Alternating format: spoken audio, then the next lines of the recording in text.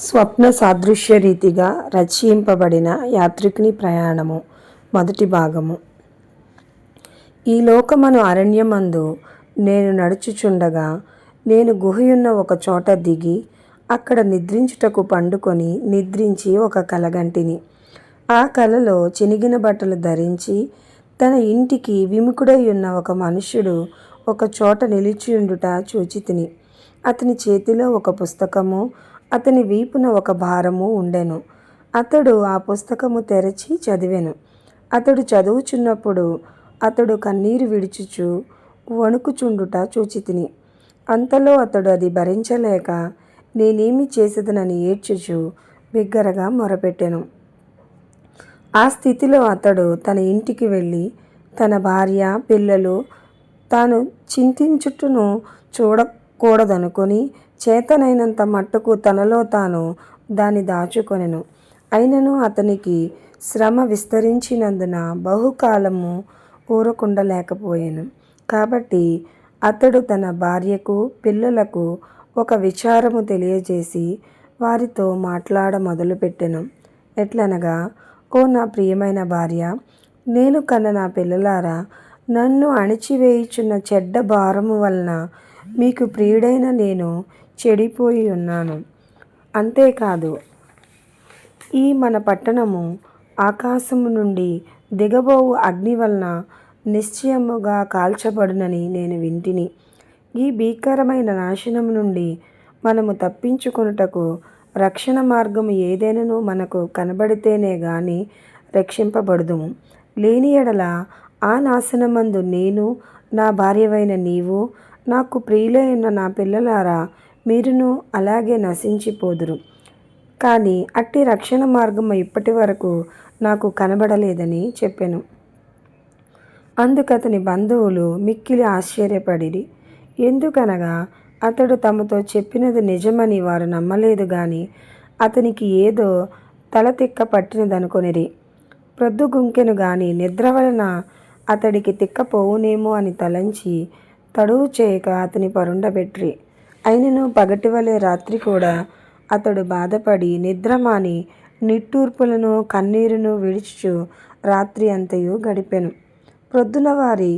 ప్రొద్దున వారు అతని యోగక్షేమమును అడిగినప్పుడు అతడు ఆయాసమని చెప్పి తిరిగి వారితో అదే విధముగా మాట్లాడ మొదలుపెట్టెను. వారికి అంతలో కాఠిన్యము పుట్టి కఠిన ప్రవర్తన వలన అతని కష్టమును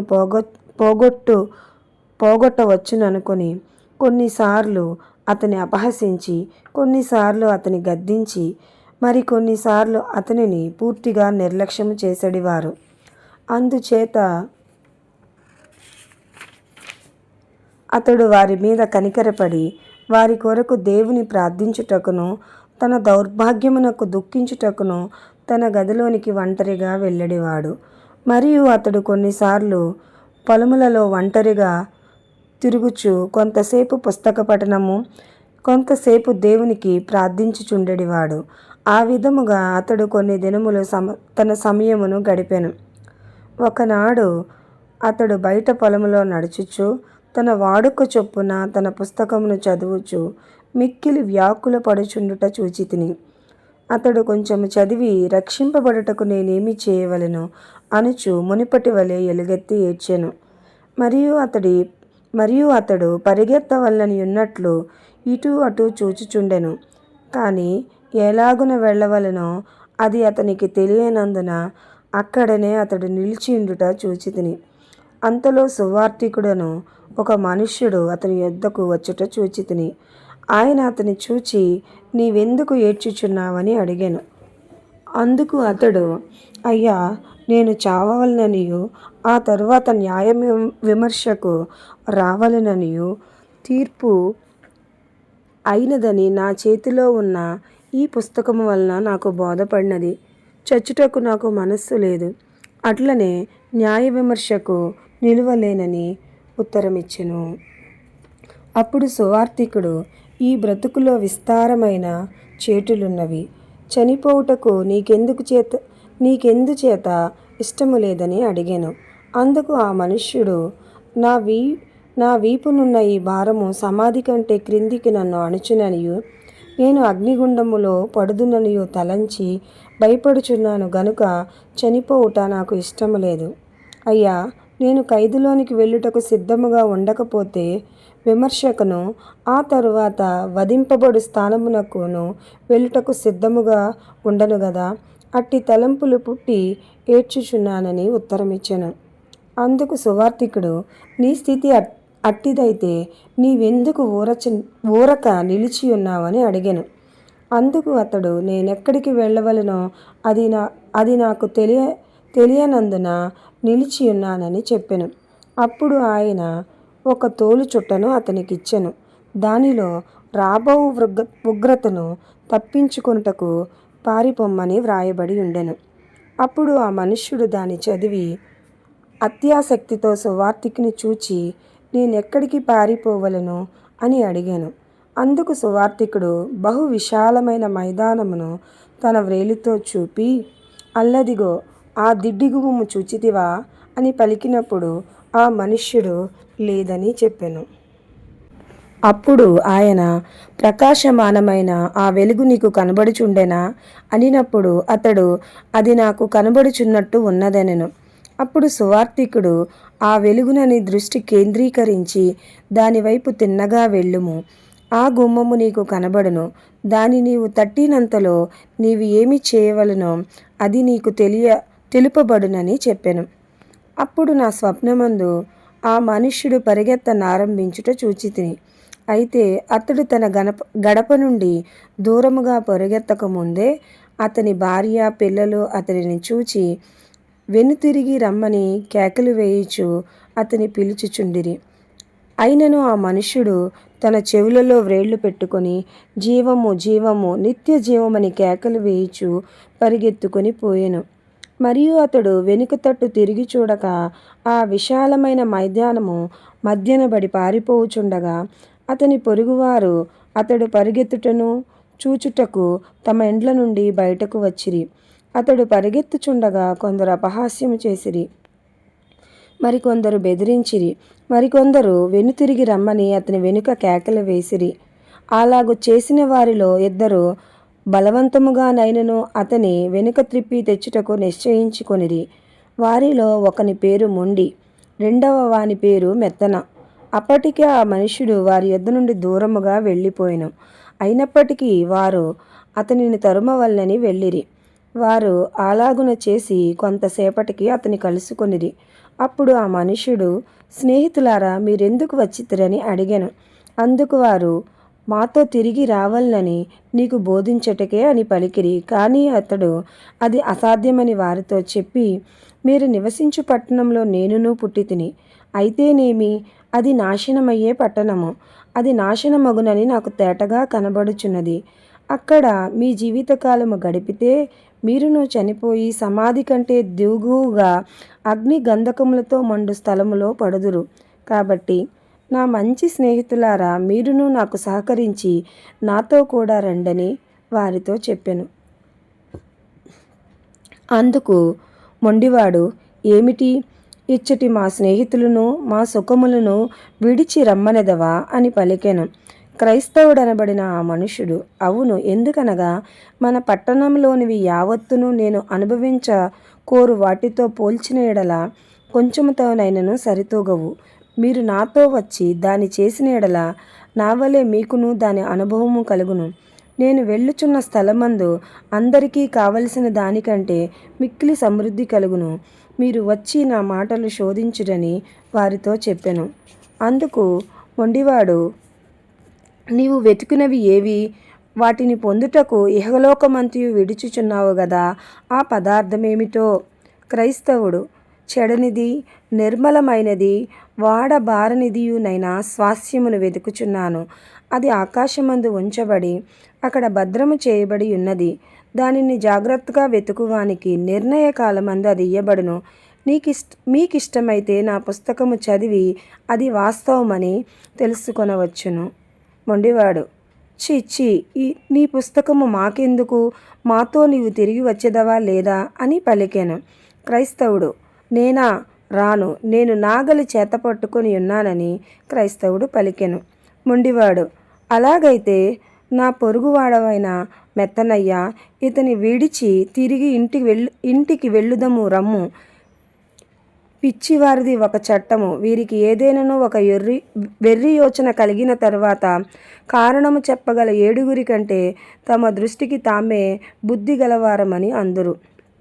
మెత్తనివాడు, తిట్టకు, ఈ మంచి క్రైస్తవుడు చెప్పిన మాట నిజమైతే ఇతడు వెతికేవి మనకున్న వాటికంటే మిక్కిలి మంచివి. ఈ పొరుగువానితో వెళ్ళుటకు నాకు మనస్సు వచ్చుచున్నది. మొండివాడు, ఏమి, ఇంకొక వెర్రివాడు కలడా? నా మాట విని తిరుగుము. ఇతడు తలతిక్కవాడు, నిన్నెక్కడికి తీసుకొని పోవునో ఎవరు చెప్పగలరు? బుద్ధి గలవాడవై తిరిగి రమ్మనెను. క్రైస్తవుడు, నా పొరుగింటి మెత్తనివాడా, నాతో కూడా రమ్ము. నేను ఇప్పటి వరకు చెప్పిన భాగ్యములు మాత్రమే కాకుండా ఇంకా విస్తారమైన పరమార్థములున్నవి. నీవు నా మాట నమ్మకుంటే ఇదిగో ఈ పుస్తకము చదవవచ్చును. దీనిలో వ్రాయబడినది సత్యమైన దనుటకు ఇదిగో దాన్ని రచించిన వాని రక్తము దృష్టాంతము. మెత్తనివాడు, మంచిది. మొండి, నా మనస్సు కుదిరినట్టు ఉన్నది. నేను ఈ మంచివానితో కూడా వెళ్ళి అతనితో పాలు పొందవలెనని ఉన్నాను. నా మంచి స్నేహితుడా, కోరతగిన ఆ మంచి చోటకి వెళ్ళు, నీ త్రోవ నీకు తెలుసునా అని మెత్తన అడిగాను. క్రైస్తవుడు, మన ముందర ఉన్న చిన్న ద్వారం వద్దకు త్వరగా వెళ్ళవలననియు అక్కడ మార్గమును గూర్చిన వృత్తాంతము మనకు తెలుపబడననియు సువార్తికుడనొకడు నాకు బోధించెను. మెత్తనివాడు, అలాగైతే స్నేహితుడా, కలిసి వెళ్ళదము రమ్మనెను. కాబట్టి వారిద్దరూ కలిసి వెళ్ళిరి. మొండివాడు, మీరు పొండి, నేను నా చోటికి తిరిగి వెళ్ళెదను. పిచ్చివారితో సహవాసము నాకు అక్కరలేదనెను. అప్పుడు నా స్వప్నమందు మొండివాడు తిరిగి వెళ్ళిన తరువాత క్రైస్తవుడు మెత్తనివాడు మైదానము మీద నడుచుచు సంభాషణ చేయుచుండుట చూచితిని. వారు సంభాషణ మొదలుపెట్టినదేలాగనగా, క్రైస్తవుడు, రమ్ము నా స్నేహితుడవైన మెత్తన, నీవు ఎట్లుంటివి? నీవు నాతో వచ్చుటకు సమ్మతించినందున నాకు బహు సంతోషము కలిగెను. ఇంకా నాకు కనబడిన పరలోక సంబంధమైన బలమును భయమును నేను అనుభవించినట్లుగా మొండి అనుభవించిన పక్షమందు అతడు ఇంత సులభముగా మనలను విడిచి తిరిగి వెళ్ళేవాడు కాదు. మెత్తనివాడు, రమ్ము నా స్నేహితుడైన క్రైస్తవుడా, మనమిద్దరము గాక మరి ఎవరునూ లేరు గదా. మనము వెళ్ళుచున్న స్థలములో ఏమేమి ఉన్నవో వాటిని మనము ఏ విధముగా అనుభవించవలెనో ఆ వృత్తాంతమంతటిని మరింత స్పష్టముగా నాకు తెలియచేయము. క్రైస్తవుడు, ఆ పరమార్థములను నా నాలుకతో నేను చెప్పుట కంటే నా హృదయంలో తలంచుకునుట సులభము. అయినను నీవు తెలుసుకొనగోరుచున్నావు గనుక ఈ పుస్తకము నుండి వాటిని చదివేదను. మెత్తనివాడు, మంచిది. అయితే నీ పుస్తకములో వ్రాయబడిన మాటలు నిస్సందేహముగా నిజమైనవని నీవు తలంచుచుంటేవా? క్రైస్తవుడు, దానికి సందేహము లేదు. ఎందుకనగా ఆ గ్రంథకర్త అబద్ధమాడనేరడు. మెత్తనివాడు, మంచి మాట చెప్పేతివి. మరి ఆ సంగతులు ఏమిటి? క్రైస్తవుడు, మనము నివసించుటకు అక్కడ అంతములేని శాశ్వత రాజ్యం ఉన్నది. మనము ఆ రాజ్యమందు ఎప్పటికీ నివసించుటకు నిత్య జీవము మనకియ్యబడినను. అందుకు మెత్తనివాడు, ఓహో, ఇది ఎంత గొప్ప భాగ్యము! మరి ఇంకా ఏమి ఉన్నవి? క్రైస్తవుడు, అక్కడ మహిమ కిరీటములను, ఆకాశ విశాల మండలములో సూర్యుని వలె మనలను ప్రకాశింపచేయి వస్త్రములను మనకియ్యబడుటకు సిద్ధముగానున్నవి. మెత్తనివాడు, అది మిక్కిలి సౌఖ్యమైనది. మరింకేమి ఉన్నది? క్రైస్తవుడు, అక్కడ ఏడ్పు గాని దుఃఖములు గాని ఉండవు. ఆ స్థలము ఎవనిదో ఆయన తానే మన కన్నీరంతయు తుడిచివేయును. మెత్తనివాడు, అక్కడ మనకు ఎవరెవరితో సహవాసము కలుగును? అక్కడ నీ కనులకు మిరిమిట్లు కలుగుజేయు దగదగలాడు జీవులైన శరాపులతోనూ కెరూబులతోనూ మనము సహవాసము చేయుదుము. మనకంటే ముందుగా ఆ లోకమునకు వెళ్ళిన వేల కొలది జనులను మనము కలుసుకొందుము. వారిలో ఎవ్వరునూ హాని చేయువారు కారు. వారందరూ ప్రేమగల పరిశుద్ధులు. ప్రతివాడును దేవుని దృష్టికి అనుకూలుడై సంచరించుచు ఆయన సన్నిధిలో ఎన్నటెన్నటికి మెచ్చబడి నిలిచుదురు. తుదకు అక్కడ మనము సువర్ణ కిరీటములు ధరించిన పెద్దలను చూచెదము. అక్కడ సువర్ణ వీణులను పట్టుకొని ఉన్న పరిశుద్ధులైన అవివాహితులను చూచెదము.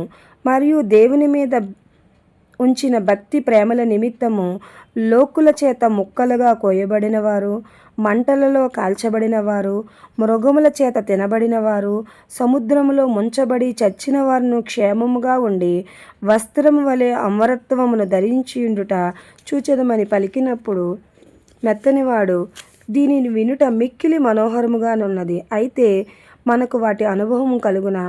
మనము వాటిలో ఎలాగున పాలు పొందగలము? క్రైస్తవుడు, ఆ దేశమునేలు ప్రభువు ఆ సంగతిని ఈ గ్రంథమందు రచించెను. దాని సారాంశం ఏమనగా, మనము మనస్ఫూర్తిగా దాని పొందగోరిన ఎడల ఆయన ఉచితముగా దాని దయచేయును.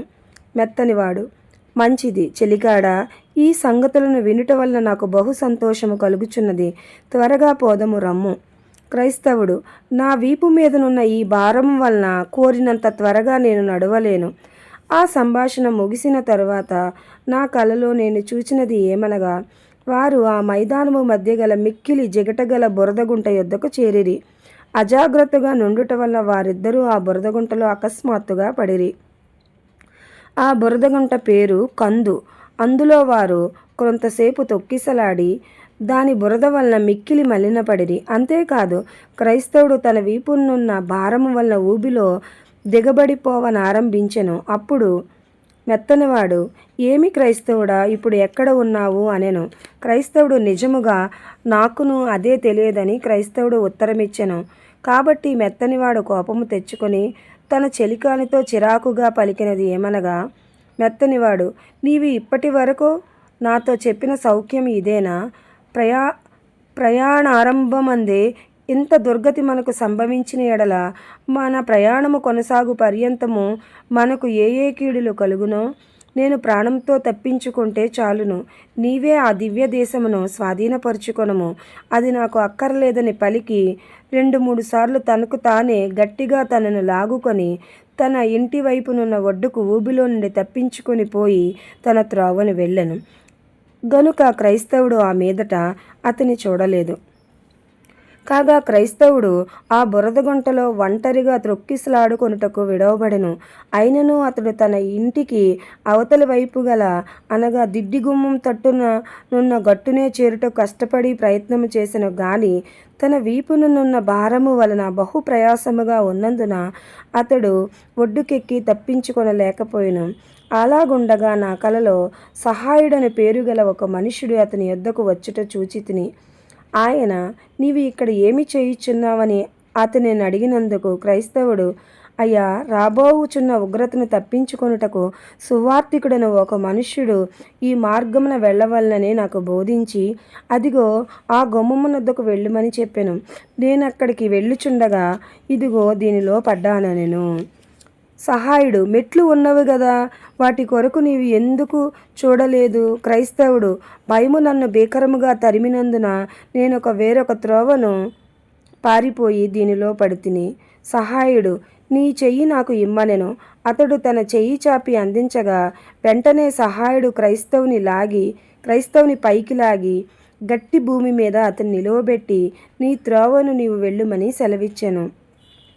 కాబట్టి నేను అతని పైకెత్తిన సహాయుని యొద్దకు వెళ్ళి, అయ్యా, నాశనమగు పట్టణము నుండి ఆ దిడ్డి గుమ్మమునకు మార్గము ఇలాగున వెళ్ళుచున్నది కదా, శ్రమపడి వచ్చు మార్గస్థులు నిర్భయముగా అక్కడికి వెళ్ళినట్లు ఈ భూమిని ఎందుచేత బాగు చేయలేదని ఆయనను అడిగినందున ఆయన, బురదగల ఈ గుంట బాగు చేయలేని స్థలము, పాపమును గూర్చిన విచారంతో కూడా కనబడు మురికి ఎల్లప్పుడూ పారు పల్లము ఇదే.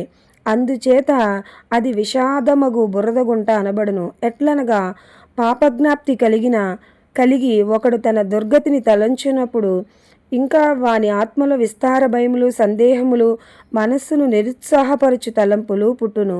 అవన్నీ గుంపుగూడి ఈ చోటికి చేరును. ఈ భూమి యొక్క చెరుపునకు ఇదే కారణము. అయినను ఈ చోటు నిత్యము ఇంత పాడైయుండుట రాజుగారికి ఇష్టము కాదు. అదియుగాక ప్రభువు యొక్క అధ్యక్షుల సెలవు చేత ఆయన పనివారు ఈ దారి బాగు చేయవచ్చునేమో అని ఈ 1600 సంవత్సరాల నుండి ఈ భూమి మీద పనిచేయుచున్నారు. అంతేకాదు ఇది బాగు చేయుటకు సాధ్యమగునేమో అని నాకు తెలిసి 20,000 బండ్ల బరువు కొలది, లక్షల కొలది మంచి బోధవాక్యములు అన్ని సమయములలో రాజు సార్వభౌమాధికారము గల దిక్కులన్నిటి నుండి తేబడి ఇందులో వేయబడెను. ఇట్టి స్థలము మరమ్మత్తు చేయుటకు అది బాగుగా పనికి వచ్చునని తెలిసిన వారు చెప్పుదురు. అయితేనేమి అది వాటిని మ్రింగివేసి ఇంకా విషాదమన బురద కలదై ఉన్నది. వారు తమ వల్లనైనంత మట్టుకు ప్రయత్నం చేసినప్పటికీ అది అదే విధముగా నుండెను. ధర్మకర్త ఆజ్ఞ ప్రకారము స్థిరమైన మంచి చెట్లు కొన్ని ఈ గుంట మధ్య నుండి వేయబడి ఉన్నవి. అయినప్పటికీ కాలములు మారునప్పుడు ఈ చోటు తన మురికిని లావుగా కక్కును గదా. ఆ సమయంలో మెట్లు తేటగా కనబడవు. అవి ఒకవేళ కనబడినను మనుష్యులు తల తిరుగుట వలన తప్పటడుగులు వేయుదురు గనుక మెట్లు ఉండినను వారికి అవి బురద వలె తగులును. అయితే వారు ఆ గుమ్మము ద్వారా ప్రవేశించిన తరువాత త్రోవ చక్కగా ఉండును. అప్పుడు నా కలలో చూసినదేమనగా, మెత్తన తన ఇంటికి చేరిన తరువాత అతని పొరుగువారు అతని చూడవచ్చిరి. అతడు తిరిగి వచ్చినందున బుద్ధి గలవాడని కొందరును, క్రైస్తవునితో కూడా ప్రాణమునకు బాధ తెచ్చుకొనినందున వెర్రివాడని మరికొందరును పలికిరి. మరికొందరు అతని పిరికితనమునకు ఎగతాళి చేసి తెగించి అంత సాహసమును కనపరిచిన తరువాత కొద్దిపాటి కష్టము రాగానే చిన్నబోయి తిరిగి వచ్చుట తగునా అని పలికిరి. కాబట్టి మెత్తన వారిలో నక్కుచుండెను. అయితే కొంతకాలమైన తర్వాత అతడు ధైర్యం తెచ్చుకొనెను గనుక వారందరూ ఏకీభవించి అతని అపహసింప మొదలుపెట్టిరి. దీనితో మెత్తని వాని సంగతి ముగిసెను.